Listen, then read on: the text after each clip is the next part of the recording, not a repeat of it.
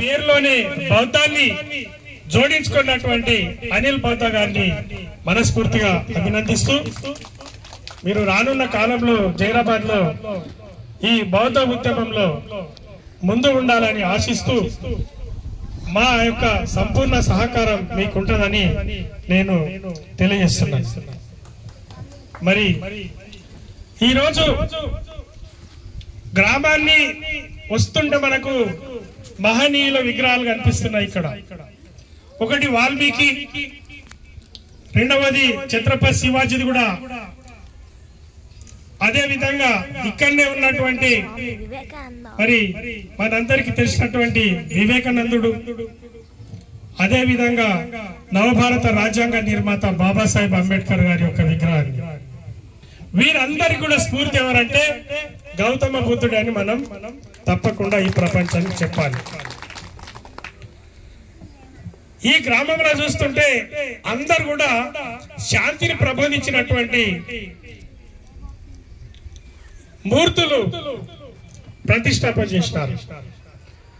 వారి యొక్క స్ఫూర్తిని పొంది ఈ గ్రామంలో ఎలాంటి కలహాలు లేకుండా, కొట్లాటలు లేకుండా శాంతియుతమైనటువంటి జీవనం ఈ యొక్క మూర్తులను చూసి స్ఫూర్తి పొంది శాంతియుత జీవనము చేస్తారని నేను మనస్ఫూర్తిగా మీ గ్రామంలో ఉన్నటువంటి ప్రతి కులం వారికి కూడా నేను నమస్కరించి కోరుతున్నాను.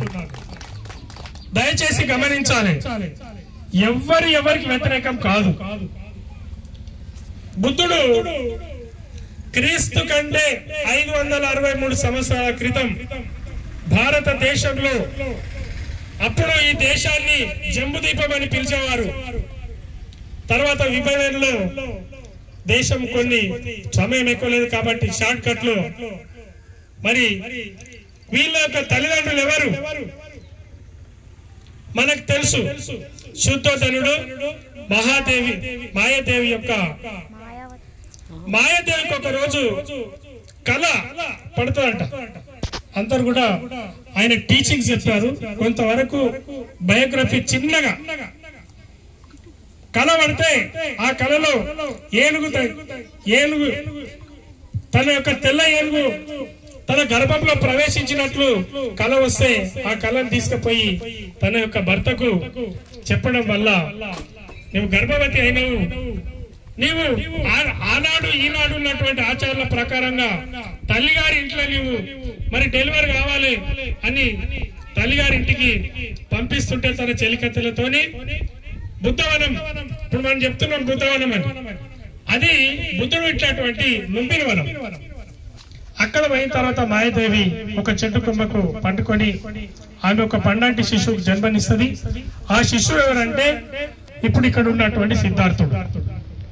సిద్ధార్థుడు తర్వాత గౌతముడు ఎట్లా అయిందంటే చాలా తపస్సు చేసి ఆయన గౌతముడు అవుతాడు. తర్వాత డెలివరీ తర్వాత తండ్రి ఇంటికి పోయి వాపస్ వచ్చిన తర్వాత తన ఇంటికాడ కార్యక్రమాలు చేస్తుంటాం కదా మనం. మరి లేక శుద్ధోదానికి కొడుకు పుట్టిండని అందరిని పిలిచి ఆ కార్యక్రమం, తొట్టెల కార్యక్రమం చేస్తుంటే అసితుడు అనే మహాముని ఒకడు, అసితుడు ఆ బాలుని చూసి ఏడుస్తుంటారు. అందరు ఏం చేస్తారంటే రాజుకు లేక కొడుకు పుట్టిండు కాబట్టి చాలా సంతోషంలో, కానీ ఒక అసితుడు అనే మహాముని మాత్రం ఏడుస్తూ ఉంటాడు. ఎందుకు ఏడుస్తున్నావు నువ్వు అసితుడు అంటే, ఈ బాలుడు పెరిగి పెద్దవాడై ప్రపంచ శాంతి బోధకుడై ఎక్కడైతే యుద్ధాలు ఉంటాయో ఆ యుద్ధాలను ఆపడానికి తన ప్రవచనాలతో బోధనలు చేసి ప్రపంచమంతా శాంతియుతం చేస్తాడు.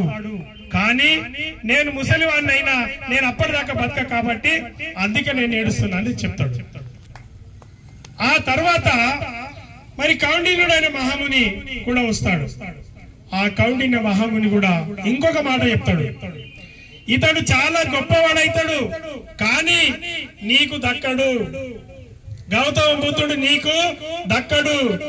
ఏమైతాడు అంటే ఇతడు దేశాన్ని విడిచి, కుటుంబాన్ని విడిచి, ఇంత రాజ్యమున్నా రారాజైనా, ఆయనకు ఏమంటారు సామంత రాజులున్నా రాజ్యాలున్నా గాని ఈ కొడుకు నీకు దక్కడు.